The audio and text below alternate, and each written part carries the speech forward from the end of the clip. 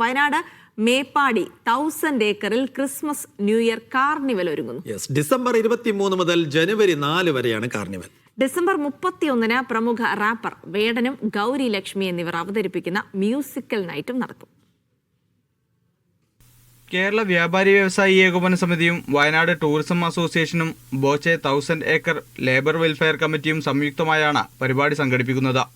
December 23 വൈകുന്നേരം 4 മണിക്ക് മേപ്പാടി ടൗണിൽ നടക്കുന്ന റോഡ് ഷോയോടുകൂടി കാർണിവലിന് തുടക്കമാകും.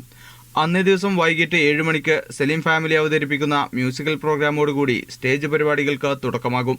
അപ്പോൾ വയനാട് ഉരുൾപൊട്ടലിന് ശേഷം ഇതൊക്കെ മാറിയെങ്കിലും വയനാട് വലിയ പ്രശ്നത്തിലാന്നുള്ള ഒരു രീതിയിലൊക്കെയാണ് കാര്യങ്ങൾ മുമ്പോട്ട് പോകുന്നത്.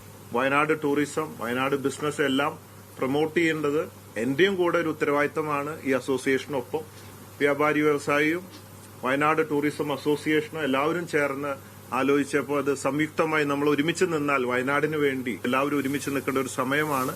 തിരിച്ചു പിടിക്കണം. തിരിച്ചില്ലെങ്കിൽ അത് അങ്ങനെ പോയിട്ട് വയനാടിനൊരു നെഗറ്റീവ് ബ്രാൻഡായിട്ട് അവിടെ കെടുക്കും. ഡിസംബർ 24 മോണിക്ക സ്റ്റാർലിംഗ് അവതരിപ്പിക്കുന്ന മ്യൂസിക്കൽ നൈറ്റ്, 25 നാടൻ പാട്ട് കലാകാരി പ്രസീത ചാലക്കുടിയുടെ ഗാനമേള, 26 മില്ലേനിയം സ്റ്റാർസ് അവതരിപ്പിക്കുന്ന മ്യൂസിക്കൽ നൈറ്റ്, 27 IMFAയുടെ ഫാഷൻ ഷോ, 28 ഗൗതം വിൻസെന്റ് നയിക്കുന്ന musical band, 29 Avatar musical night, 30 Guinness Manoj team അവതരിപ്പിക്കുന്ന മെഗാ ഷോ എന്നിവയും 31 വേടനും ഗൗരി ലക്ഷ്മി എന്നിവർ ചേർന്ന് അവതരിപ്പിക്കുന്ന സംഗീത വിരുന്നുമാണ് സംഘടിപ്പിക്കുന്നത്. രാത്രി പാപ്പാഞ്ഞിയെ കത്തിക്കുന്ന ചടങ്ങും നടക്കും. 31 തീയതി പാസ് മുഖേനയായിരിക്കും പ്രവേശനമെന്നും ബോബി ചെമ്മണ്ണൂർ പറഞ്ഞു. മീഡിയ 1 വയനാട്.